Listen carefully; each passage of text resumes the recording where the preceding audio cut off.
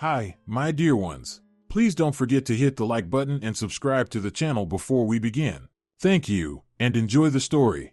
I was driving back from the notary's office, feeling pleased with myself, ready to tell my husband and mother-in-law that my grandmother had left me 3 apartments and a summer house. But as soon as I stepped through the door, I heard their voices and froze. I decided to listen in, and what I heard left me paralyzed with shock.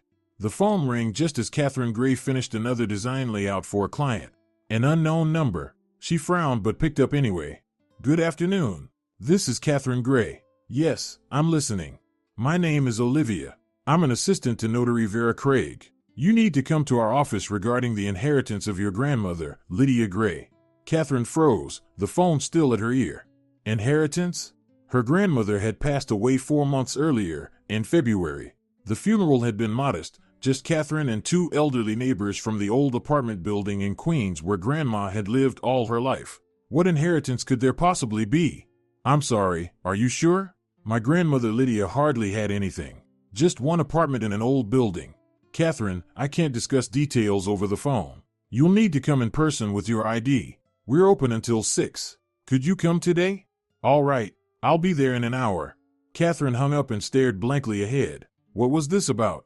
Grandma had spent her life working as an engineer at a factory, living on a tiny pension, saving every penny. Her apartment on the city's edge was still furnished with pieces from the 1960s. She'd even spent 2 years saving up for a new fridge. Catherine got up from her desk and walked around the apartment, a small 2-bedroom she and Thomas had been renting for 9 years. 9 years. She stopped by the window, staring at the gray high-rises across the street. When they got married, she was 23, he 25. They'd believed it was temporary, that soon they'd save up, buy a home, start a family. But 9 years had passed. No home. No kids. What they did have was Thomas's mother, Nancy, who had lived with them for the past 5 years, ever since her beauty salon had supposedly burned down, leaving her without income. Temporarily, of course. Everything with her was temporary. Catherine shook her head, pushing the thoughts away. She needed to go to the notary's office and sort this out. She changed quickly, grabbed her purse, and left the apartment. On the bus ride there, fragments of conversations with her grandmother surfaced in her mind. The last time Catherine had visited her was in November, 3 months before Lydia had quietly passed away in her sleep. Grandma had been sitting in her worn armchair by the window, knitting another scarf, watching her granddaughter with those faded blue eyes when she suddenly asked, "Katie, are you the lady of your home, or just a guest?" What? Catherine hadn't understood. The apartment you live in, does it feel like yours or someone else's? Catherine had laughed it off, saying something about it being their shared home. Grandma had only shaken her head and gone back to her knitting. Earlier that summer, when Catherine had helped her clean out old things on the balcony, Lydia had brought up her daughter-in-law. That Nancy of yours, has she been with you long? 5 years already, Grandma. Remember, I told you her salon burned down and she had no insurance. She lost everything, so she moved in with us. And when is she leaving? When she gets back on her feet. She's working at another salon now, saving up for a new space. Grandma had snorted. Saving for 5 years, huh? She'll need another 5. People like her never save enough, Katie. They'll always find a reason to stay. Grandma, come on, what are you saying? She's Thomas's mother. That's exactly why I'm saying it. Catherine had been offended then, thinking her grandmother was just being old and fussy. But now, staring out the bus window, she remembered that tone, not angry, just sad. The notary's office was in an old brick building in downtown Manhattan. Catherine climbed to the 3rd floor and found the door with the sign Notary Vera Craig. Olivia, the same assistant who had called her, a woman in her 50s wearing a formal blazer, greeted her warmly and led her inside. Vera Craig turned out to be a tall, silver-haired woman with intelligent brown eyes. She shook Catherine's hand and gestured for her to sit. Catherine, I understand this might come as a surprise. Your grandmother Lydia wrote her will 2 years ago. According to her last wishes, all of her property is left to you. You mean the apartment in her old building? Vera smiled. Not only that. Please, take a look at these documents. She opened a folder and began laying papers on the desk. Catherine stared at the seals, signatures, and numbers, unable to believe her eyes. A deed of ownership for a 1-bedroom apartment in the Bronx, 480 square feet. Another for a 1-bedroom in Midtown, 430 square feet. A third in Brooklyn, 400 square feet. And finally, a deed for a summer house with land 80 kilometers outside the city, in Westchester County, about a quarter acre. This must be a mistake, Catherine breathed. Grandma didn't have that kind of money. She counted every penny her whole life. That's exactly how she managed to do it, Vera replied gently. Lydia started buying real estate 30 years ago, during the recession of the 90s when prices were low. She bought her first apartment with savings she'd been putting aside since her youth, then rented it out, saved more, and after a few years bought another, and then a third. The summer house was the last one, 8 years ago. But why didn't I know about any of this? She wanted you to find out only after her passing. She said that would be better for you, that you'd make the right choices that way. Catherine sat in stunned silence. 3 apartments. A summer house. Grandma, who had patched her clothes and saved on food, had owned all this. Were the apartments rented out? Yes. The income went into a bank account that also passes to you. There's about $80,000 there now. The tenants moved out in January, after Lydia passed away. The apartments are currently vacant. $80,000. Catherine gripped the edge of the desk as her head spun. Would you like some water? The notary asked. No, I'm fine. It's just a lot to take in. Vera nodded with understanding. Lydia was a remarkable woman, practical and far-sighted. When she came to me 2 years ago to make her will, she explained everything carefully. She said her granddaughter must have a foundation, something no one could ever take away from her. A foundation, Catherine echoed. Yes. And she also asked me to give you this. The notary opened a drawer and handed her a sealed envelope. On it, written in a shaky hand, were the words, Katie. Open after signing the documents. Catherine took the envelope. The paper was thick and slightly yellowed. Her hands trembled. You can read it here or at home, whichever you prefer, Vera said. I'll prepare the inheritance certificate in the meantime. There'll be a small administrative fee, but that's just a formality. Everything else is ready. Catherine nodded. Her fingers tore open the envelope almost on their own. Inside were several handwritten pages, the familiar handwriting from her childhood. My dear Katie, if you're reading this, it means I'm no longer there. Don't cry, sweetheart. I lived a long life and I'm leaving peacefully, knowing I did everything I could for you. You're probably shocked right now. 3 apartments and a summer house. Money in the account. You must be wondering why I kept it all secret, why I lived so modestly. I'll tell you. I didn't want anyone to know too soon. People change when they smell money, even the closest ones. Katie, I've watched you all these years. I saw you get married, glowing with happiness. Then I saw that glow fade. You became quieter, smaller, almost invisible. Remember 3 years ago, when you were offered the art director position at that big company? Great salary, career growth. You turned it down. Said Nancy was sick and you had to stay home to help her. A month later, I saw an ad in the paper, your mother-in-law opening a second salon. What illness, Katie? Remember when you stopped seeing your friends? You said Thomas didn't like it when you stayed out late. Yet he's at the pool hall every Friday till midnight with his buddies. And when you wanted to go to those professional courses in Boston, Nancy threw a fit about you abandoning the family. So you stayed. I saw it all. I stayed silent because I knew you wouldn't believe me. You'd defend your husband and his mother, tell me I was old and didn't understand. But now you have something they can't control. 3 apartments, a house, money. This isn't just property, Katie. It's your freedom. If you love Thomas, if you're happy in your marriage, stay. Live as before. But now it'll be by your choice, not because you have nowhere else to go. And if you ever realize you deserve more, you'll have somewhere to go. You'll have a roof over your head, actually, several roofs. And one more thing, sweetheart, something very important. After you learn about the inheritance, people around you might start to change. There may be strange conversations, requests, or offers. If you hear something unpleasant or unsettling, don't react right away. Don't yell, don't cry, don't accuse. First, just listen. Let people talk. Let them show who they really are. Because people reveal their true selves only when they think no one is watching or listening, when they're sure you'll never find out. I believe in you, Katie. You're strong, smart, and worthy. You've just forgotten that somewhere along the way. It's time to remember. Live, my dear. Live for yourself. I'll always be with you, in your heart. Your grandma, Lydia. Catherine finished reading the letter, and tears began to roll down her cheeks, quiet, burning tears. Sitting in the chair across from the notary, clutching the handwritten pages, she felt something shift inside her for the first time in years. Vera politely looked away, pretending to be busy with papers, giving Catherine time to compose herself. A few minutes later, Catherine wiped her eyes and took a deep breath. "Sorry, just a lot of emotion." "That's perfectly normal," Vera said gently. They finished the paperwork about an hour later. Catherine walked out of the notary's office holding a thick folder. Inside were the inheritance certificates, deeds, bank details, her grandmother's entire life, packed into these few sheets of paper. She stopped at a nearby park, sat on a bench, and took out her phone. She wanted to call Thomas and tell him the news, but her finger froze above the screen. If you hear something strange, don't rush to react. Why had Grandma written that? What had she known, or sensed?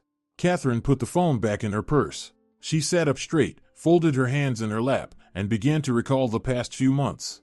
Grandma had passed in February, and in March, Thomas suddenly became unusually attentive. He started asking about her work, her projects, something he hadn't done in years. In April, he'd suggested she sign over a power of attorney to him for all her important documents, saying it would make things easier. Catherine refused, insisting she could handle everything herself. Thomas sulked and didn't speak to her for 3 days before acting normal again. Then in May, Nancy suddenly began asking questions about Grandma, whether she'd left behind any valuables, documents, or savings. Catherine said no, just the old apartment, which had already been emptied out. Her mother-in-law gave her a strange, squinting look but didn't say anything. Coincidence, or not? Catherine stood up from the bench. The decision came to her quietly, coldly. She wouldn't tell anyone about the inheritance, not yet. Not until she figured out what was really going on. Grandma had been a smart woman. If she left a warning, it was for a reason. She got home around 7 in the evening, as usual. Thomas and Nancy were in the kitchen having dinner. Nancy was cooking. As always, she never thought Catherine could cook properly. "Where were you?" Thomas asked, not even looking up from his plate. "Had some errands." "Paperwork." "What paperwork?" "Work-related. A new client contract." Thomas nodded, losing interest immediately. Nancy glanced at Catherine with her usual assessing look but stayed silent. Catherine went to the bedroom, shut the door, sat on the bed, and pulled the folder from her bag. She looked at the inheritance certificate for a long time. 3 apartments, a house, $80,000 in the account. She had a choice now. For the first time in 9 years of marriage, a real choice. She hid the folder in the bottom drawer of the dresser under a pile of old sweaters. Tomorrow she'd figure out a safer place to put it. For now, it could stay there. The evening went on as usual. Thomas watched football. Nancy chatted on the phone with a friend. Catherine worked on her computer, finishing up a client project. At 11, they went to bed. Thomas wrapped an arm around her out of habit, burying his face in her neck. Catherine lay there with her eyes open, staring into the dark, thinking about her grandmother, the letter, the words echoing in her head like a bell. People show their true faces when they think no one's watching. She turned on her side, closed her eyes. Tomorrow would be a new day. She'd see what it brought. Friday morning began as usual. Thomas left for work at 8, Nancy at 9. Catherine worked from home, her schedule flexible. She sat down at her computer, opened her email, sent off the finished project, then started on a new one, but she couldn't focus. Her thoughts kept drifting back to yesterday, to Grandma's letter, to the inheritance. At 11, she got up, walked through the apartment, and peeked into Nancy's room. The bed was perfectly made. A stack of glossy beauty magazines sat on the nightstand. Photos of Thomas at different ages lined the wall. Not a single picture of her. It was as if Catherine didn't exist. She stepped out, closed the door, went to the kitchen, poured herself some water, and sat down at the table. She needed to go see the apartments, the 3 that were now hers. To check their condition, figure things out. Maybe she'd start with the one in the Bronx tomorrow. But then the front door slammed. Catherine flinched and turned around. Who could that be? Thomas was at work until 6, Nancy until 7. She rose quietly and stepped into the hallway, listening. Voices came from Nancy's room, 2 voices, a man's and a woman's. Thomas and Nancy. But why were they both home? Catherine froze by the wall. She was about to step in and ask what was going on when she heard something that made her blood run cold. The old woman kicked the bucket 4 months ago, Nancy was saying in a sharp, satisfied tone. I checked through Louise at the city registry. She owned 3 apartments. 3, plus a summer house. She rented them all out. Can you imagine how much money that was? Catherine pressed her back against the wall, her heart pounding so loud she was sure they could hear it. Seriously? Thomas's voice. 3 apartments? I thought she was broke. Katie never mentioned any of that. That's because your silly wife didn't know. Lydia was saving in secret all her life. Smart old fox, I'll give her that. But the will is definitely in Catherine's name. The old lady had no other relatives. How did you even find out about the apartments? I told you, Louise from the registry office. We went to school together. I do her nails for free, she slips me info. Works great for both of us. A pause. Catherine heard footsteps in the room, the creak of a floorboard. So Katie's about to find out, Thomas said thoughtfully. Exactly, Nancy replied. And we need to act fast, before she figures out what's what. What do you mean? Nancy snorted. I mean we can't miss a chance like this, Thomas. Do you realize how much 3 one-bedroom apartments are worth right now? Even at the lowest prices, that's over $2 million. $2 million. And that summer house could bring another 300,000 or 400,000, easy. Catherine heard Thomas whistle softly. Wow, that's serious money. Exactly, and that money can be ours. Or rather, yours. Which means ours. Mom, wait, the inheritance is legally in Katie's name. It's her personal property. I can't just. You can't if she refuses, Nancy cut him off. And that's where it gets interesting. Listen carefully. Catherine held her breath. As soon as your wife learns about the inheritance and signs all the papers, you need to talk to her. Be sweet, gentle, play the family card. Tell her it's time to think about the future. And suggest selling those apartments. Tell her maintaining 3 properties is expensive, taxes, utilities, repairs. But if she sells, you could invest the money. Didn't you always dream about opening your own auto shop? Well, yeah, I did. Then tell her that. Say you need startup capital for your business. That with your current salary, you'll be stuck renting forever. But with your own business, you'll have real money, stability, you can finally start a family. She won't want to sell, Thomas said uncertainly. Those apartments meant something to her grandmother. She'll agree if you press the right buttons. You know your wife, she's weak, too soft, always does what she's told. You just have to play it right. Catherine stood frozen in the hallway, a chill spreading through her chest. Weak, too soft. That's how her mother-in-law saw her. And the worst part? Thomas didn't disagree. And what if she still refuses? He asked. Then use the kids, Nancy said coldly. Katie wants a child, right? You've been talking about it for years. Tell her you can't raise kids in a rented apartment. You need your own home. Let her sell at least one apartment, Nancy continued coolly. With that money, you two can buy a bigger place, 2 or 3 bedrooms. Naturally, it should be in your name. In my name, Thomas repeated. Of course. You're the husband, the head of the family. It only makes sense. And then we'll see. See what? Nancy paused. When she spoke again, her voice was cold and calculated. We'll see how things go. If Katie behaves, plays the dutiful wife, contributes properly to the family, you can keep her around. But if she starts getting defiant, arguing, then after a year or so, you can divorce her. Once the money's invested in the business, she won't be able to prove a thing. Catherine covered her mouth with her hand to keep from gasping. Mom, you're not serious, divorce? Thomas, you married her 9 years ago because she was convenient, quiet, calm, never caused drama. But come on, she's dull, colorless, unremarkable. What good is she? Works from home, makes peanuts, barely helps around the house. I've lived with you for 5 years, and I do more for this household than she does. Catherine closed her eyes. She contributed 38% of the family income. 38. And Nancy hadn't paid a dime toward rent or groceries, she only cooked occasionally, when she felt like it. Mom, this all sounds kind of low, Thomas muttered. Low? What's low about it? We've supported a freeloader for 9 years. That's not low? She lives here, uses everything, and gives what in return? Nothing. You and I work, we earn money, and she sits behind her computer doodling pictures. She's a designer, that's her job. Job? It's called freelancing, Thomas. That's not a real job, it's a hobby. Real people work in offices, not online. Catherine clenched her jaw. She had worked as a designer at a major company before Nancy moved in.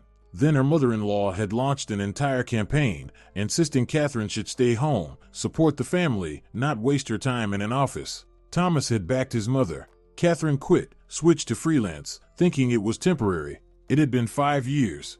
Listen to me, Thomas, Nancy went on, her tone turning soft and manipulative. I'm not thinking about myself here, I'm thinking about you. You're smart, talented, but without startup capital, you'll be working for someone else forever. Now fate's giving you a chance. You just have to use it right. And where do you fit into this? What do you mean, where? I'm your mother. I've invested my whole life in you, raised you, taught you, made you into a man. When your father left us, who was there for you? You were. Exactly. Me. I opened my salon to give you an education, to make sure you had everything you needed. Mom, what does that have to do with? It has to do with the fact that now it's my turn to see something back. My salon burned down 5 years ago. I lost everything. Do you think I enjoy living in your cramped 2-bedroom rental? I want to open a new salon, a proper one. Big, modern. And the money from those apartments is our chance.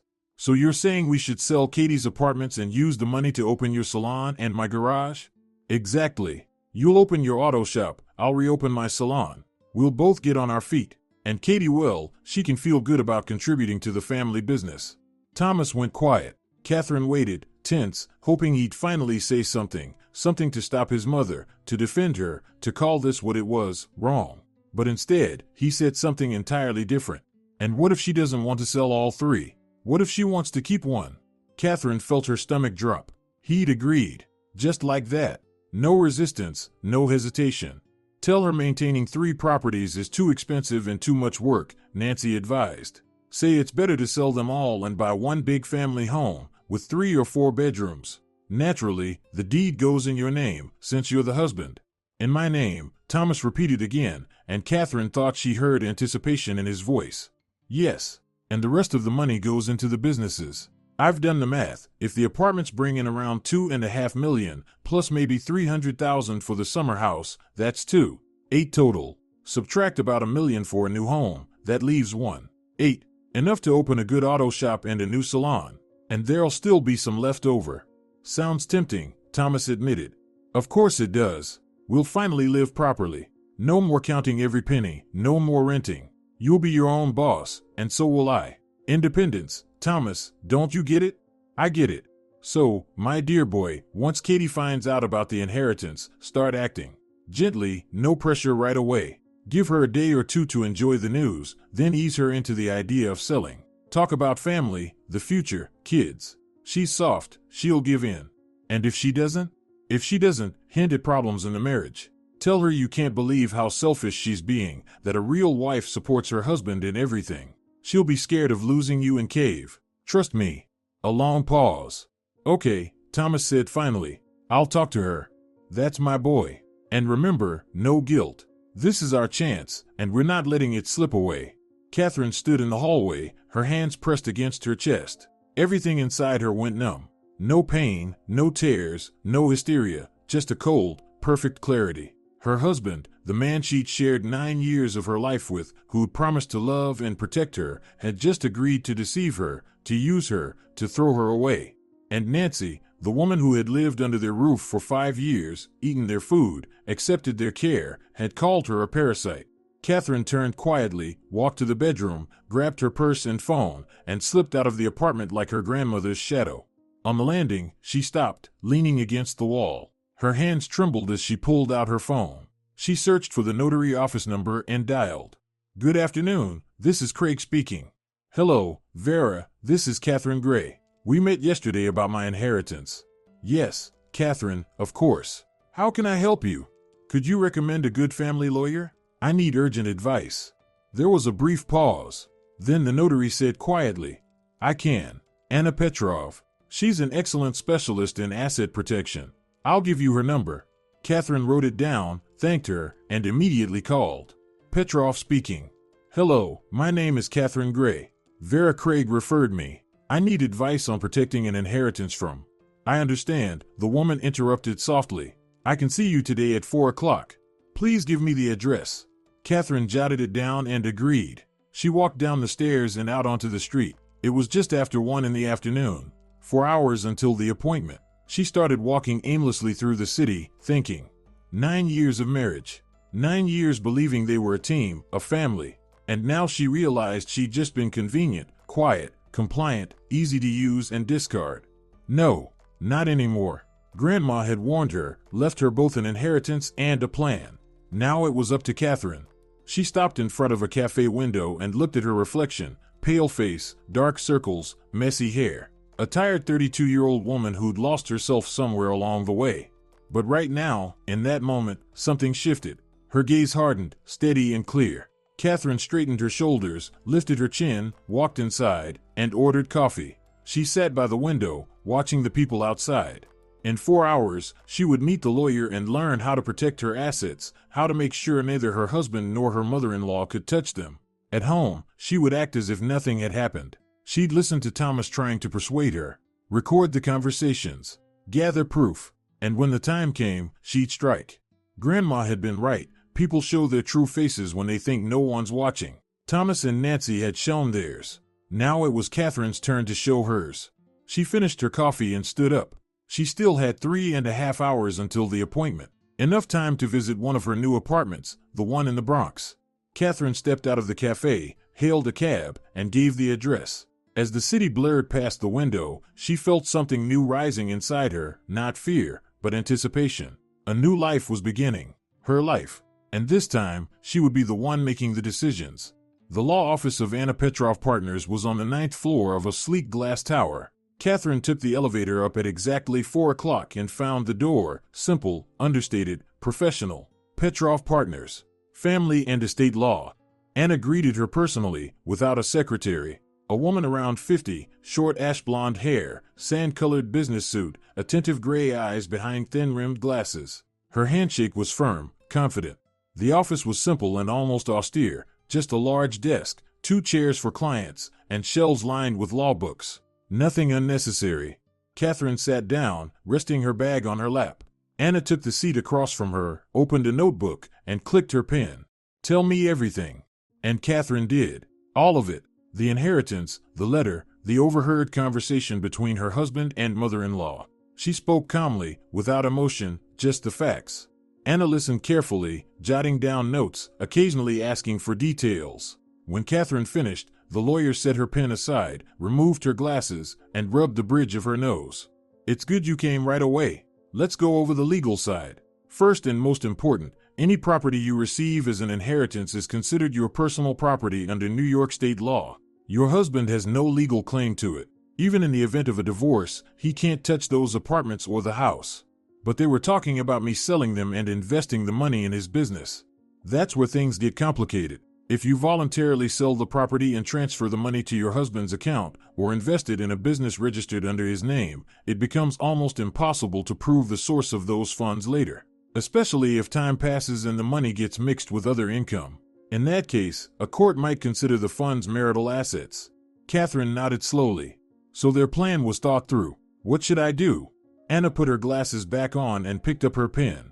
"First, under no circumstances should you sign any documents without consulting me. No deeds of gift, no consents to sell, no powers of attorney. If your husband brings you any papers, say you want to review them, and then bring them straight to me. Got it? Second, open a separate bank account at a different bank, not the one where you share accounts with your husband.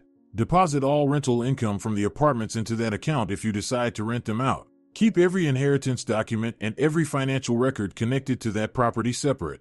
Understood. Third, rent a safe deposit box. Place copies of all inheritance documents there. I'd also recommend keeping the originals somewhere outside your home, with your parents, a trusted friend, or here at my office if you prefer." Catherine immediately remembered how her mother-in-law constantly snooped through their bedroom. Now she understood what she'd been looking for. "I'll do that." Fourth, and this is very important, start collecting evidence. If your husband or his mother try to pressure, threaten, or manipulate you, record the conversations. Under state law, you're allowed to record any discussion you personally take part in. Those recordings could prove useful later. And what if he finds out I'm recording? He won't, as long as you're careful. Every smartphone has a voice recorder. Turn it on before you start talking and keep your phone in your pocket or nearby. Then email me the files, I'll store copies. Catherine pulled out her phone, opened the recorder app, tested it, and checked the playback. The sound was crystal clear. "There's one more thing," she said quietly. "We rent our apartment. If I decide to leave..." She hesitated. "I have somewhere to go. I own 3 apartments now. But how do I do it right?" Anna looked at her attentively. "Are you considering divorce?" "I'm considering all options." The lawyer nodded. "Wise. All right, listen carefully. If you decide to divorce, I can file everything on your behalf. You won't have to see him at all. He'll find out only when he receives the court notice. Since you have no joint property or children, it'll be quick, a month or two at most. And he can't claim the apartments? No. As I said, inherited property remains solely yours. The only exception would be if joint funds were used for major renovations that significantly increased the property's value. But that would have to be proven, and only for substantial improvements. So, if I just repaint one of the apartments and move in, that doesn't count? No. Minor maintenance and cosmetic work don't affect ownership. Catherine took a deep breath. The plan was taking shape in her mind. One more thing, Anna added. If you decide to move into one of the apartments before the divorce, keep in mind your husband might try to follow you there. Legally, spouses are supposed to share a residence. You could deny him access, but that could complicate the proceedings. It's better to finalize the divorce first, or move quietly, without telling anyone, and file immediately. Understood. They spoke for another 40 minutes, discussing details, possible scenarios, and next steps. Anna handed her a business card with her personal number. Call me anytime if things escalate, and keep me updated. Send all recordings to the email address on the back of the card. Catherine thanked her, paid for the consultation, and left the office with a clear head and a precise plan. Her first stop was a bank branch she'd never used before. She opened a personal account in her name and requested a debit card to be delivered to one of her inherited apartments, the one in the Bronx. Then she rented a safe deposit box at the same bank, placing inside copies of all inheritance documents she'd made earlier at a print shop. The originals, she decided, would stay with her for now, but not at home. Tomorrow she'd take them to her friend Marina, a college classmate she trusted completely. It was 7 in the evening when Catherine finally returned home. Thomas sat in the kitchen, staring at his phone. Nancy wasn't there, probably still at the salon. Where were you? He asked without looking up. Meeting a client. Discussing a new project. He didn't even ask for details. Once, that indifference would have hurt her.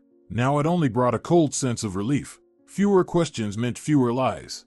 She went to the bedroom, changed clothes, and turned on her computer. Pretending to work, she started making a list of the things she needed to remove from the apartment gradually: documents, photos, her grandmother's jewelry, favorite books, clothes. Nothing big, nothing noticeable. Bit by bit, day by day. Nancy came home around 9. Catherine heard her talking to Thomas in the kitchen, their voices low, but the tone was clear. The older woman sounded anxious, speaking fast and unevenly. Thomas replied in short, calming phrases. Catherine stood by the door, listening, but couldn't make out the words. Too quiet. That was fine. Soon they'd start acting openly, and then she'd be ready to record everything. The next few days passed in quiet preparation. Catherine visited the Bronx apartment to inspect it. A small one-bedroom on the 5th floor of an old concrete building. It was in decent condition. Her grandmother's tenants had kept it clean. It only needed a bit of work: patch the wallpaper, paint the walls, replace a couple of outlets. She found a crew and hired them. They promised to finish within 2 weeks. She paid them from the $80,000 in her grandmother's account. At the same time, she began quietly moving her belongings out of the rental, packing them into large bags, telling Thomas and Nancy she was taking things to the dry cleaner or lending them to a friend. They barely noticed. Each day, she dropped more things off at the Bronx apartment, storing them in the closet. A week went by. Catherine kept up appearances, working at her computer, cooking dinners, watching TV with Thomas. She never mentioned the inheritance, but she could see their growing tension, the nervous glances, the whispered kitchen talks, Nancy's longer hours at work followed by late-night private conversations with her son. On the 8th day, Nancy finally cracked. That evening, while the three of them were having dinner, she set down her fork and looked straight at Catherine. "Katie, did your grandmother leave you anything? You know after she passed?" Catherine slowly lifted her eyes from her plate and met her gaze, calm, unreadable. "I don't know. No one's called." "That's strange," Nancy drawled. "Usually the notary calls the relatives if there's a will. Maybe they will someday. So far, it's been quiet. But it's been 4 months. So what? Maybe there are bureaucratic delays.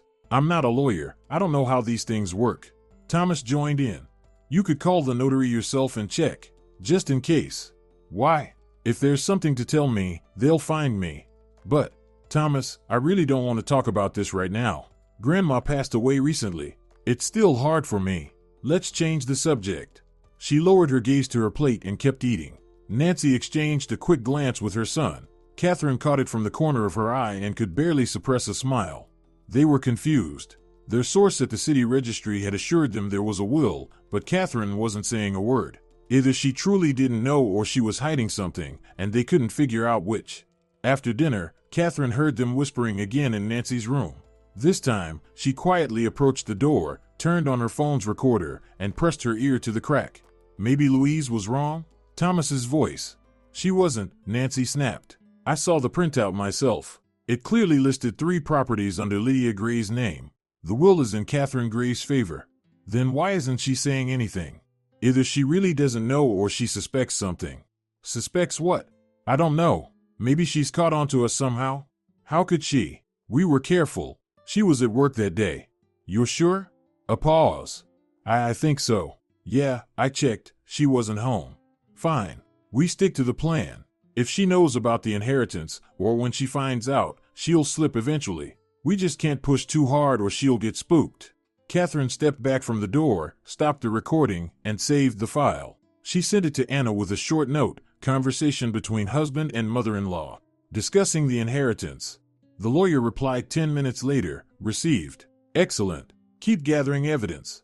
The next morning, Thomas made his first move. Over breakfast, he suddenly brought up the future. Katie, I've been thinking, it's probably time we start talking seriously about kids, don't you think? Catherine looked up from her coffee. She had already turned on the recorder. Her phone was in her robe pocket. Kids? Well, yeah. We're both over 30. It's about time. All our friends have kids already, and we keep putting it off. We're putting it off because we live in a rented apartment, she reminded him. You're the one who said we should buy our own place first. Exactly. That's why I think maybe it's time to do something about it. We don't have the money for that. What if we had a chance? I mean, say I started my own business, a car shop. You know it's always been my dream. With a good startup fund, I could really make something of it. Then we could buy a place, start a family. Catherine nodded thoughtfully. Sounds nice. But where would the startup money come from? Thomas hesitated. Well, maybe we could take a loan. At insane interest rates? No, thank you. Then maybe we could save up somehow? It'd take us 20 years. Thomas frowned, clearly thrown off. He'd expected her to bring up the inheritance herself, if she really had one. But she just sat there, calmly finishing her coffee. All right, we'll think about it, he muttered. Catherine nodded, got up, and took her cup to the sink. Thomas watched her with a puzzled expression. That same conversation, or versions of it, kept happening every couple of days. Thomas would bring up kids, or housing, or his dream business. Catherine listened, nodded, agreed it would be nice, but never once mentioned the inheritance. Every conversation, she recorded. Nancy, meanwhile, started her own campaign, but her methods were cruder. She became openly rude. One evening, while Catherine was making dinner, Nancy walked into the kitchen, tasted the sauce, and grimaced. Too much salt again. Do you even have taste buds? I think it's fine. Fine for someone who can't cook. Move, I'll finish it myself. Catherine stepped aside without a word, left the kitchen, and let her mother-in-law finish dinner. Once, that would have hurt. Now she didn't care. Nancy could be as nasty as she wanted. It wouldn't last much longer. A few days later, Nancy barged into their bedroom without knocking. Catherine was working at her computer. Katie, I need to talk to you. I'm listening. You see, a friend of mine offered me a room in her apartment. It's cheaper than living here. I was thinking, maybe I should move out. Catherine turned and looked at her. Nancy stood in the doorway, arms crossed, defiant. As you wish, Nancy. That's your decision. It's just I know you and Thomas could use some space. I'm probably in the way. You're not in the way. No, I am. Besides, you've been married 9 years. It's time you had your own place, isn't it? Feels odd, living in a rental with your husband's mother. Catherine said nothing, just watched her, waiting. So I think it's time for you two to move out, get a bigger place without me. Or maybe even buy something. With what money? I don't know. Save up, take a loan. Thomas wants to start a business, maybe that'll work out. Or maybe you have some other options. There it was. The pressure had begun. Catherine turned back to her computer. Nancy, if you want to move out, move out. No one's stopping you. But Thomas and I will stay here for now. When we have the money to buy, we'll buy. For now, we rent, and that's fine. But that's all. I need to work. Excuse me. Nancy stood there for a moment longer, then spun on her heel and left. Catherine heard her bedroom door slam. That night, Catherine overheard another conversation. Nancy was furious. Is she stupid or what? I practically spelled it out, and she didn't react at all. Mom, maybe she really doesn't know? Thomas said. No way. It's been 4 months. Notaries are required to notify heirs. She knows. I'm sure of it. She's just hiding it. So what do? We push harder. Tell her straight up, you want to start your business and need money. If she has any, she'd better speak up. Thomas said nothing. Catherine stopped the recorder and sent the new file to her lawyer. 2 more weeks passed. The renovation in the Bronx apartment was finished. Catherine went to check it out. It looked cozy and fresh. She brought bedding, towels, and dishes, bought a few essentials like shampoo, soap, and detergent, and stocked the fridge with food. The place was ready to live in. Meanwhile, her relationship with Nancy completely fell apart. The woman no longer even pretended to be polite, snide comments, open insults, constant provocation. One morning, Catherine found her favorite mug shattered in the sink. Nancy, do you know what happened to my mug? It fell. I was washing dishes, it slipped. I see. What, are you upset? It's just a mug. Buy another one. It was a gift from my grandmother. So what? The dead don't need mugs. Catherine stopped in the doorway of the kitchen and looked at her mother-in-law with a long, cold stare. Nancy, I live here because this is my husband's apartment. If you have a problem with that, you can move out yourself. No one's forcing you to stay. Nancy's face flushed red. How dare you? I'm Thomas's mother. So what? Does that give you the right to be rude? I'm not being rude, I'm telling the truth. You've been living off my son for 9 years and given nothing in return. I contribute almost 40% of our family income. You contribute nothing. So tell me, who's living off whom? Nancy opened her mouth, then closed it again. She had nothing to say. She turned sharply and stormed out of the kitchen, slamming the door behind her. Catherine calmly poured herself a cup of coffee in a new mug and sat down at the table. Inside, everything felt still and cold. Before, after moments like this, she would have felt hurt or upset. Now she felt only satisfaction. Her mother-in-law had finally been put in her place and realized Catherine was no longer the timid little mouse she could boss around. That evening, Catherine overheard Nancy complaining to Thomas. Your wife's getting out of hand, talks back, disrespects me. I gave her some constructive criticism, and she snapped at me. Mom, you do go too far sometimes. What? You're taking her side now? I'm not taking anyone's side, Thomas, remember, I'm your mother. I raised you, sacrificed everything for you. And her? What is she? A wife who hasn't even given you a child in 9 years. We weren't ready. Not ready. Always an excuse. Listen to me, you have to be firm with her. Put her in her place. Show her who runs this house, or she'll walk all over you. Thomas muttered something unintelligible. Catherine turned off the recorder and smirked. Nancy was losing control. Good. 3 weeks had passed since she'd received the inheritance. Catherine had quietly moved almost all her valuable belongings to the Bronx apartment. Only essentials, those clothes, makeup, remained in the rental. She could pack a bag and leave at any moment. Her lawyer approved her progress. Anna had listened to all the recordings, reviewed the situation, and gave the green light for the next step, filing for divorce.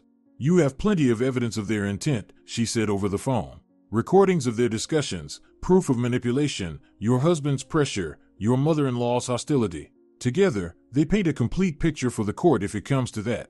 Are you ready to file? Yes, Catherine said firmly. I'm ready. Then come in tomorrow. We'll prepare the paperwork. The next day, Catherine met with Anna. They drafted the divorce petition and gathered all the necessary documents. Anna promised to submit everything to the court at the start of the following week. Thomas will receive the summons about a week after I file, she explained. You'll have time to prepare for his reaction. I'm ready.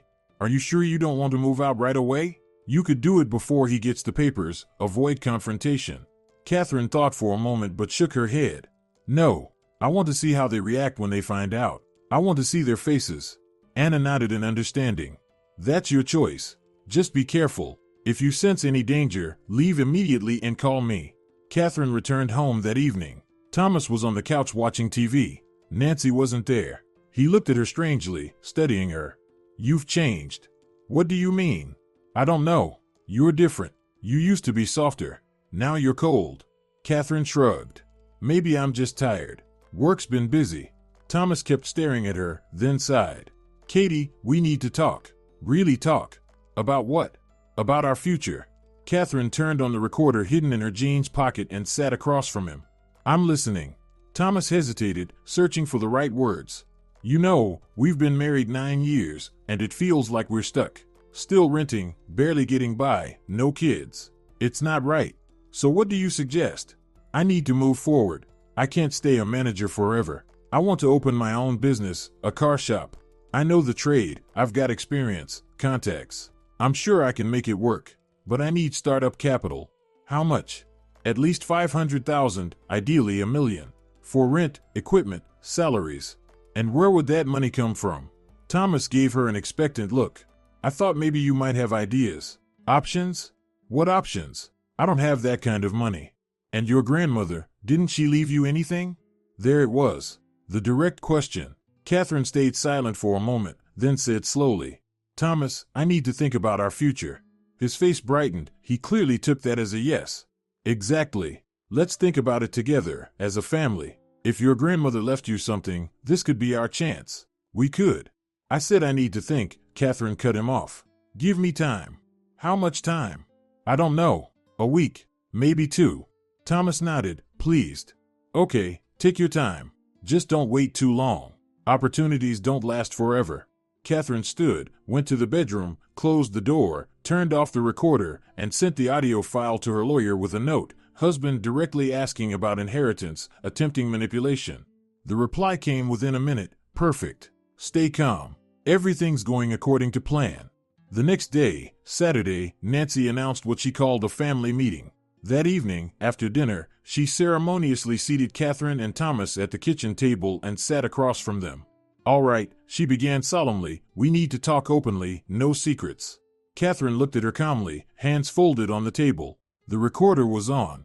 Catherine, Nancy continued, did you receive an inheritance from your grandmother or not? A direct hit. Catherine didn't rush to answer. She looked first at Nancy, then at Thomas. He was avoiding her eyes, clearly uneasy. Why do you ask? She finally said. Because we're family, Nancy exclaimed. And when one of us has an opportunity to help, that's what family does. An opportunity to help? Yes. Thomas wants to start a business, and he needs money. If your grandmother left you something, that's our chance. Our? Of course ours. You and Thomas are husband and wife. What belongs to one belongs to both. Catherine shook her head. Not exactly. Inheritance is considered personal property of the one who received it. Nancy frowned. Where'd you hear that? I read it. You read it? Don't get smart with me, young lady. In a family there shouldn't be secrets or separate money. Everything's shared. And if your grandmother left you apartments or anything else, you're obligated to share it with your husband. Obligated? Yes. You're his wife. Catherine stood up from the table and looked down at her mother-in-law. Nancy, I don't owe anyone anything, and certainly not you. Nancy jumped to her feet, her face crimson with rage. How dare you talk to me like that? Calm down. I'm done putting up with your rudeness and manipulation. Enough. Thomas, Nancy shrieked. Do you hear how she's talking to me? Thomas, say something. She's insulting your mother. He slowly lifted his head and looked at Catherine. Katie, come on, why are you like this? Mom's just trying to be reasonable. We're family, we're supposed to help each other. Help, Catherine repeated quietly. Got it. She turned and walked toward the bedroom. Nancy shouted something after her, but Catherine didn't listen. She closed the door and locked it, sat on the bed, and turned off the recorder. Then she sent the file to Anna with a short note. They're openly demanding I give up the inheritance. I think it's time to act. The reply came almost instantly. Agreed. I'll file the divorce papers Monday. Stay strong. Catherine lay down and stared at the ceiling. Outside the door, Nancy was still yelling, and Thomas's low voice tried to calm her down. Just a few more days. Only a few, and everything would change. Grandma had been right. People had shown their true faces, and now Catherine knew exactly what to do. She closed her eyes and took a deep breath. Inside, she felt calm, cold, and crystal clear. The game wasn't over, and she fully intended to win. She sat on the bed listening as the voices outside her door faded. Nancy finally stopped shouting. Thomas murmured softly, soothing her. Then came the sound of footsteps, the creak of a door, Nancy's room. Silence. Catherine looked at her phone. A message from Anna. We'll file the court papers Monday at 10 a.m. Expect your husband's reaction in about a week. It was Saturday. That meant Thomas would get the divorce summons in 9 days. 9 days she could still stay here, watching their attempts to get to the money. Or not. Maybe it was time to end this sooner. She remembered that day a month ago, the day everything had changed. The day she'd come back from the notary's office, happy and ready to tell her husband and mother-in-law that her grandmother had left her 3 apartments and a summer house. But as soon as she'd stepped inside, she'd heard their voices, stopped, and listened. And what she heard froze her in horror. That was the moment something inside her broke, not with pain, not with tears, but quietly, finally, like an old rope snapping after being pulled too tight for too long. And now, a month later, she was ready to finish what began that day. Catherine got up, walked to the window. It was dark outside, the streetlights glowed. Children laughed somewhere below, playing hide and seek. A normal Saturday night, for someone else. For her, it was the last one in that apartment. She opened the closet, took out a small travel bag, and began packing the few things she had left, a toiletry bag, a few t-shirts, jeans, underwear. Everything else was already in the Bronx apartment. This was the last of it. She zipped the bag and set it by the door. Then she picked up her phone and texted Anna. "I'm leaving tomorrow. Time to end this charade." The reply came a minute later. "Good. Do it. I'm here if you need me." Catherine went to bed without leaving the bedroom. Thomas never knocked, never tried to talk. He slept on the couch in the living room, probably following his mother's advice to give his wife time to think. Let him think she was thinking. Sunday morning came late. Catherine got up at 9, got dressed, brushed her hair, grabbed her bag, and stepped out of the bedroom. Thomas and Nancy were at the kitchen table drinking coffee. When they saw the bag in her hand, they exchanged a quick glance. "Where are you going?" Thomas asked. "To a friend's. For a few days." "Which friend?" "Marina. I need to rest. Think." Nancy squinted. "Think about what?" Catherine looked at her for a long moment. "About the future. About what happens next." Nancy nodded, clearly satisfied, convinced her plan was working, that Catherine was finally cracking under the pressure. "That's right. Think it over. Family comes first. You have to know how to make sacrifices for the people you love." Catherine didn't answer. She just turned and walked out of the apartment. In the taxi on her way to the Bronx apartment, she looked out the window. The city was waking up, people hurrying to work, shops and cafes opening, life moving on. Ordinary people living ordinary lives. Soon she would have one too, without lies, manipulation, or a mother-in-law who saw her as a parasite. The apartment greeted her with silence and the faint smell of fresh paint. Catherine set down her bag in the hallway and walked through the rooms. Everything was ready. Her clothes neatly arranged in the closet, dishes in the kitchen, food in the fridge. Home. Her home. She sat on the couch and texted Anna. "I've moved in. Are we filing tomorrow?" The reply came quickly. "Yes. I'll be at court at 10. You don't need to come. I'll handle everything. Meet me at my office at 2 to go over the details." Catherine spent the rest of the day settling in, hanging towels in the bathroom, putting books on shelves, folding laundry. By evening, everything was in place. She went to bed early, in her own bed, in her own apartment, and slept deeply, dreamlessly. Monday passed quietly. Catherine worked on her laptop, called clients, finished her projects. At 2 o'clock, she went to Anna's office. The lawyer greeted her with a folder of documents. "I filed the petition this morning. The court date is set for July 23rd, 3 weeks from now. Your husband will get the summons later this week, probably Thursday or Friday." "All right. He's going to call, maybe try to meet. What will you do?" Catherine thought for a moment. "I won't answer. Whatever I have to say, I'll say in court." A wise choice. But be ready, he might show up in person. "Does he know the address of the Bronx apartment?" "No. I haven't told anyone." "Perfect. Then it'll be hard for him to find you. Keep your phone on, and call me immediately if anything happens." They went over the details of the upcoming hearing, the procedure, the questions, the arguments. Anna was confident. "You have no joint assets, no kids, no shared debt.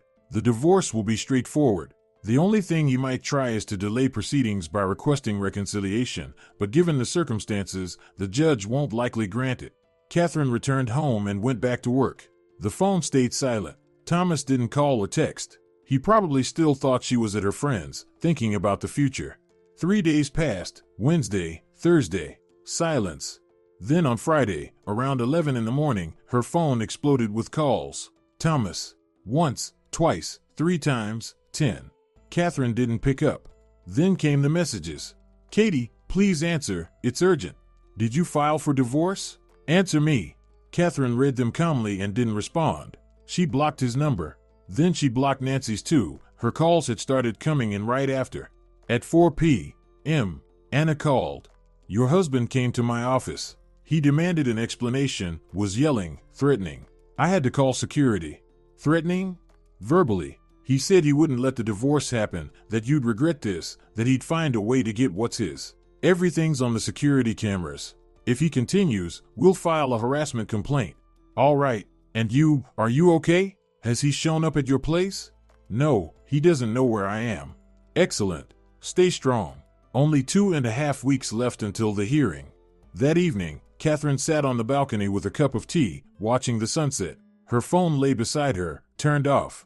Peace. Silence.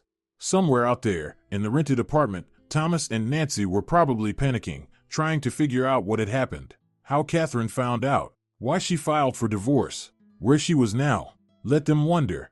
A week passed. Catherine worked, met with clients, walked around the city. She lived an ordinary life, the kind she hadn't lived in 9 years. No one questioned where she went, with whom, or when she'd be back. No one insulted her, pressured her, or tried to manipulate her. Freedom, she realized, wasn't loud or dramatic. It was quiet, peaceful, a calm certainty that you finally belonged to yourself. Thomas kept trying to reach her from different numbers. Catherine blocked each new one.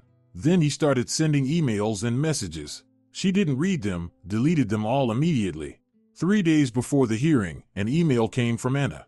Your husband filed a countermotion for reconciliation. The court denied it. The hearing will proceed as scheduled. Catherine felt a wave of relief. It was almost over. July 23rd was a scorching day. Catherine woke up early, dressed in tailored black pants and a crisp white shirt. She tied her hair back into a ponytail, wore minimal makeup. Calm, composed, steady. The hearing was at 11. She arrived 20 minutes early and met Anna in the hallway. Ready? Yes. He's already here, with his mother. Sitting in the corridor, waiting. Got it. Don't talk to them before the session. If they try to approach you, just walk past. They went up to the 3rd floor and down the corridor. Thomas sat hunched over on a bench, Nancy beside him, rigid, furious. When they saw Catherine, both jumped up. Thomas took a step toward her. Katie, we need to talk. Catherine walked right past him without a glance. Anna stepped in front of Thomas. Don't approach my client. I'm her husband. You're the respondent in a divorce case. All communication happens in the courtroom. They entered the courtroom. Catherine sat beside her lawyer, hands folded neatly on her lap, breathing evenly. A moment later, Thomas and Nancy came in and sat across the aisle. Thomas's eyes were pleading, Nancy's venomous. Then the judge entered, a silver-haired woman with a stern face. Everyone stood, then sat. The session began. The judge read the petition and turned to Catherine. Do you confirm your intent to dissolve the marriage? Yes, I confirm. Grounds? Irreconcilable differences. The marriage has effectively ceased to exist. The judge turned to Thomas. Does the respondent agree to the dissolution of the marriage? Thomas was silent. Nancy nudged him with her elbow. No, I don't, he finally muttered. I want to save our family. I request time for reconciliation. The judge glanced at the file. The motion for reconciliation has already been denied. There are no grounds for reconsideration. But, respondent, do you have any claims regarding property division? Yes, Nancy suddenly cut in. My daughter-in-law has an inheritance, 3 apartments. They should be divided. The judge frowned. And you are? I'm the respondent's mother. You are not a party to this case. Please remain silent or leave the courtroom. Nancy pressed her lips together but said nothing more. The judge turned back to Thomas. I'll repeat the question. Do you have any claims regarding property division? Thomas looked at Catherine, then at the judge. Yes. My wife inherited property during the marriage. I believe I'm entitled to half. Anna stood. Your Honor, under New York state law, property received by one spouse through inheritance is considered separate property and is not subject to division. Here are documents confirming that the real estate was received by my client under her grandmother's will. She handed the folder to the judge. The judge examined the papers and nodded. The respondent's claim is unfounded. Inheritance is not marital property. Thomas went pale. But that's not fair. I'm her husband. The law does not provide for the division of inherited assets between spouses, the judge replied firmly. Do either of you have any other claims, joint property, loans, debts? Anna shook her head. No. The parties lived in a rented apartment, acquired no shared property, have no children, and no mutual financial obligations. Responded, do you confirm this? Thomas sat with his head down. He nodded. The judge made a note in the documents. Given the absence of property disputes, children, or grounds for preserving the marriage, the court grants the divorce. The decision takes effect 1 month from today. This hearing is adjourned. A bang of the gavel. That was it. Over. Catherine stood, thanked Anna, and turned to leave. Thomas jumped up, blocking her way. Katie, wait, we need to talk. She stopped and looked at him. For the first time in 3 weeks, she met his eyes. There's nothing to talk about. What do you mean? We've been together 9 years. We were. Not anymore. I don't understand. Why are you doing this? What happened? Nancy came closer and grabbed Catherine's arm. You ruined my son's life. You destroyed our family for a few lousy apartments. Catherine yanked her arm free. Don't touch me. Who do you think you are? You think a little money makes you somebody? Nancy, step back. But Nancy didn't. She lunged closer, raised her hand, ready to slap her. Catherine caught her wrist midair, stopping it an inch from her face. She squeezed through firmly, painfully. Touch me again, and I'll file a police report. I have witnesses. I also have recordings of your conversations, proof you plan to deceive me. Try me. Nancy wrenched her arm free, eyes blazing with hatred. What recordings? What are you talking about? Catherine pulled out her phone, opened a folder of audio files, and tapped the first one. From the speaker came Nancy's unmistakable voice. The old woman died 4 months ago. I checked through Louise at the city registry. She owned 3 apartments. 3, plus a summer house. Catherine stopped the playback and looked at Nancy's pale face, then at her husband's stunned expression. I heard everything, she said evenly. That day you thought I wasn't home, a month ago. You were talking about how you'd trick me, make me sell the apartments, invest the money in your business, and then divorce me once it was all spent. Thomas opened his mouth, closed it again. No words came out. Nancy tried to recover. It's not what you think. We were just talking through options. Options for deceit. For using me. I heard every word. And I recorded them. I have 23 audio files of your conversations. They're all with my lawyer, and they can all be used in court if either of you tries anything. Nancy fell silent. She understood she'd lost. Thomas took a hesitant step forward, hands out. Katie, please, I was an idiot. Mom talked me into it. I wasn't thinking. Forgive me, let's start over. Catherine shook her head. If you'd ever loved me, you wouldn't have agreed to your mother's plan. You agreed to deceive me and throw me away for money. That's not love, Thomas. That's calculation. No, I love you. I really do. You love yourself. And your mother. I don't even make the top 3. I'll change. I promise. No need. I'm not interested. Catherine walked past him toward the exit. Thomas followed her. Wait, where are you going? Where do you live now? Let's meet, talk it out. She stopped by the door and turned around. I've already filed for divorce. The court ruled today. In a month, we'll be officially divorced. There's nothing left to discuss. But you have 2 weeks to move out of the rental. The lease is in my name. If you don't leave, I'll terminate the contract and the landlord will evict you himself. Thomas froze. You're serious? You're throwing me out? I'm throwing both of you out. It's my lease. I've been paying the rent. I won't anymore. But Mom and we have nowhere to go. That's your problem. Nancy works, you work. Rent something together, or separately. I don't care. Nancy stepped forward, her face twisted with rage. You'll regret this. Thomas will find a way to sue you for those apartments. We'll hire a lawyer. Go ahead. The law is on my side. And I already have an excellent lawyer who proved it in court today. Good luck. Catherine walked out of the courthouse. Anna caught up to her outside. Excellent work. You handled that perfectly. Thank you. What happens next? In a month you'll receive the official divorce certificate. Then it's done. For now, just live your life in peace. If your ex-husband or his mother bother you, call me. We'll file a harassment claim. They said goodbye. Catherine hailed a taxi, rode home, watching the city pass by outside the window. What she felt wasn't joy or triumph, just quiet calm. 2 weeks later, Thomas vacated the rental apartment. Catherine came by on the last day to collect her remaining things. The place was empty now, lifeless, as if she'd never lived there at all. She explained to the landlord that she was getting divorced and wouldn't be renewing the lease. The woman nodded with sympathy and returned her deposit. Catherine stood in the bare living room, staring at the blank walls. 9 years she'd lived here. 9 years thinking this was home. But it had only ever been a temporary shelter. Her real home was waiting, in the apartment her grandmother had left her. She closed the door, handed over the keys, and left. She never returned. A month later, the divorce certificate arrived, an official document confirming that Catherine Gray and Thomas Gray were no longer husband and wife.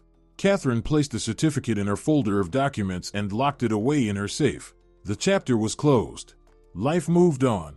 She got a job at a major design studio, the same one that had once offered her an art director position 3 years ago. The role was filled, but they hired her as a lead designer. Good salary, creative projects, a pleasant team. She rented out 2 of the inherited apartments, found reliable tenants, and did everything legally. The income covered her expenses and left extra. She decided to keep the summer house for herself. In the summer, she drove out there to restore it, a small cottage, an overgrown garden, an old gazebo. Her grandmother had once planted the apple trees, cherries, and currants herself. Catherine hired a gardener to bring the property back to life. By late summer, the place had transformed into a peaceful retreat, a weekend haven away from the city. Thomas tried to contact her a few more times, calling from new numbers, sending messages. Catherine ignored him, blocking each attempt. Eventually, he stopped trying.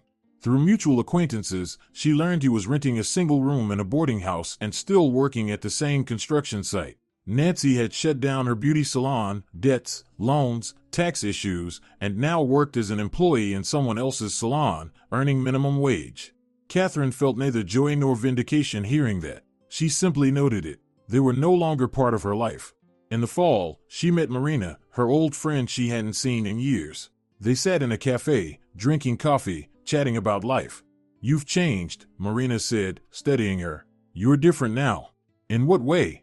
"More confident, calmer. Before, you were I don't know, kind of weighed down. Now you're glowing." Catherine smiled. "I'm just living for myself, finally." "How's that feel?" "Good. Strange at first, but good." Marina reached across the table, squeezed her hand. "I'm happy for you. Really." Another month passed. Winter came early. Snow fell in the first week of November. Catherine stood on her balcony, wrapped in a blanket, watching the white city below. Did she feel happy? Hard to say. Happiness, she thought, was when everything was perfect, when you had someone you loved, bright plans for the future. She didn't have someone she loved. Her plans were simple: work, apartments, the cottage. Nothing grand. But she felt free, and that mattered more than happiness. Freedom to choose where to go, what to do, whom to see. Freedom to wake up in the morning without wondering who she had to please that day. Her phone buzzed. Unknown number. Catherine frowned and answered. "Hello? Katie, it's me," came Thomas's voice. "Please don't hang up." She said nothing, waiting. "I need to talk to you. I know I was wrong. I acted like an idiot. Please forgive me. Give me another chance." Catherine watched the snow fall. "You had your chance, 9 years of it. You wasted it. Don't call again." "Wait, I really have changed. I left Mom. I live on my own now. I've realized so much." "Thomas, even if you have changed, it doesn't matter. I don't want to go back. I don't want to try again. I just don't. But, don't call again." She ended the call, blocked the number, and stood on the balcony a moment longer before returning inside. She poured herself a cup of coffee, sat on the couch, and put on her favorite movie, one she hadn't watched in 9 years because Thomas used to call it a silly romance. She sat there, sipping her coffee, wrapped in a blanket, and for the first time in a long while, felt that everything was exactly where it should be. Half a year had passed since the divorce. It was February, the anniversary of Grandma Lydia's passing. Catherine drove to the cemetery, brought flowers, and stood by the grave, looking at the photograph. Her grandmother smiled from the headstone with that same quiet, knowing smile. "Thank you, Grandma," Catherine whispered. "You were right, about everything." The wind rustled the tree branches, shaking snow down onto the ground. Peaceful, still. Catherine lingered for a moment, then turned and walked toward the gate. Life went on, her life, and that was what mattered. That evening, she sat in her apartment, working on a new project. A mug of coffee on the table, a sketchbook beside her. Soft music played in the background. Rain tapped against the window. March was unpredictable, snow one day, rain the next. Catherine leaned back in her chair and stretched. She glanced at the clock. 9:30. Workday over. She closed her laptop, poured herself another cup of coffee, and walked to the window. The city glowed, lights in the windows, cars streaming down wet roads, people rushing about their lives. Somewhere out there, Thomas and his mother were living theirs too, dealing with their own problems. Without her, and she without them. Fair enough. Catherine remembered the words from her grandmother's letter. It's not just property, Katie. It's your freedom. Back then, she hadn't fully understood those words. She thought freedom meant money, apartments, the ability to leave. Now she realized freedom was the right to choose. Not out of fear of losing a roof over your head, not because of pressure or expectations, but simply because you want to, or don't. Her phone vibrated again. Another unknown number. Catherine looked at the screen and sighed. Thomas still hadn't given up. She picked up. Catherine, it's me. Please, let's meet. Talk like adults. There's nothing to talk about. What do you mean? We have 9 years behind us. Had, she thought. We had. Not anymore. I miss you. Catherine let out a short laugh.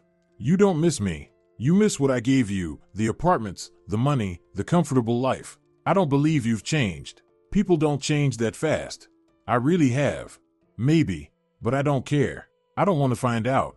Katie, don't call me again, Thomas. I'm not kidding. Next time I'll go through my lawyer and file a restraining order. Leave me alone. She hung up, blocked the number. For the last time. No more chances for him to reach her. Catherine finished her coffee, grabbed her bag, and put on her jacket. She decided to take a walk despite the rain. She needed air, movement, space. She stepped outside and walked along the wet sidewalks. Rain pattered softly on her hood, streetlights reflected in puddles. The city pulsed with its quiet nighttime rhythm. Catherine walked, thinking about the future. What next? Work, the apartments, the cottage, that was a good foundation. But what did she want? For herself? Before, she'd never asked those questions. She'd lived as life demanded, as circumstances dictated. Now she could finally think about what she wanted. What did she want? To travel. She'd long dreamed of seeing the ocean, the mountains, the old cities of Europe. Now she could save up and go. No one would tell her it was a waste of money. To learn. She'd always wanted to take painting or photography classes. Now she could sign up, attend, explore. She had time, she had money. To live. Simply live, without looking over her shoulder at anyone's judgment or expectations.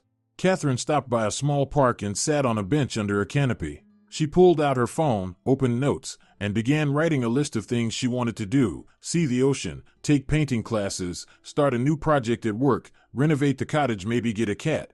The list grew, and with every line, a gentle warmth spread inside her. It was her life, her choices, her future.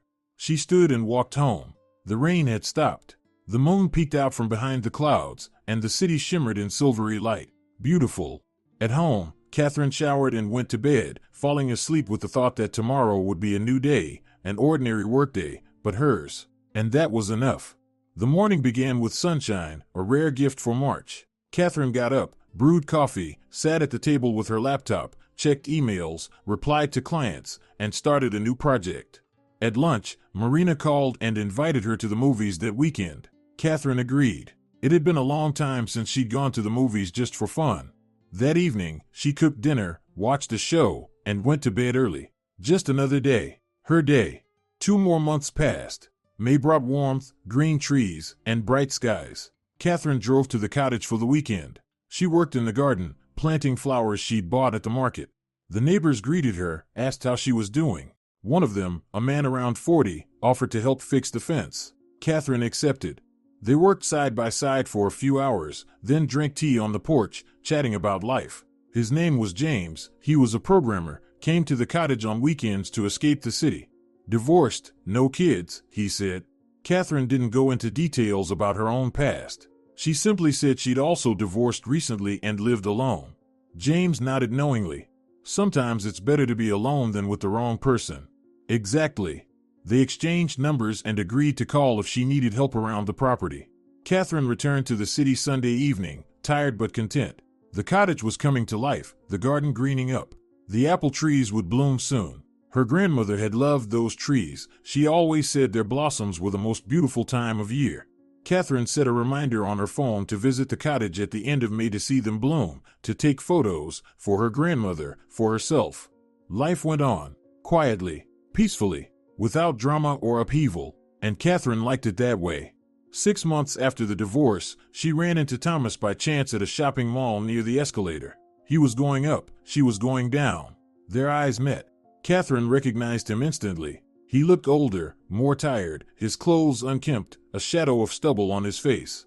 Thomas recognized her too. He opened his mouth, about to say something. Catherine turned away and continued down. She didn't stop, didn't look back. Thomas didn't call out. He just watched her go. She walked out of the mall and got into her car. Yes, her car. She'd bought it a month ago. Small, used, but hers. Perfect for commuting to work and driving to the cottage. She started the engine and pulled onto the road, turned on the music, rolled down the window. Warm summer air rushed in. Seeing Thomas stirred nothing, no pain, no anger, no regret. She'd simply passed by someone she used to know. The past had stayed where it belonged, behind her. Catherine drove home, thinking about her plans for the evening. Finish the client project. Maybe finally read that book she'd been putting off. Simple plans. Her plans. And that was perfect. A year after the divorce, she marked the date quietly, without fanfare. Bought herself a cake, sat on the balcony with a cup of coffee. A year ago, she'd stood in court, listening as the judge declared her marriage over. Back then, she'd felt empty, cold inside. Now she felt calm, warm. Life had settled into rhythm. Work brought her both joy and income. The apartments rented smoothly. The cottage became her favorite retreat. James, the neighbor, had become a good friend.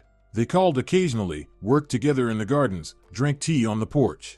Nothing romantic, just friendship. Catherine wasn't looking for a relationship. Not yet. Maybe someday. Or maybe not. It didn't matter. What mattered was that she no longer depended on anyone. No longer waited for permission, approval, or direction. She lived the way she wanted, to please herself. Her grandmother had known exactly what she was doing when she saved those apartments. She knew that one day her granddaughter would need a foundation, something solid to stand on when the world tried to bend her. Catherine lifted her cup of coffee and looked up at the sky. Thank you, Grandma, for everything. The wind carried her words upward, into the bright blue. Somewhere up there, Grandma Lydia was surely smiling that same quiet, wise smile. Everything had turned out just the way she'd hoped. Her granddaughter was free, and that was all that mattered.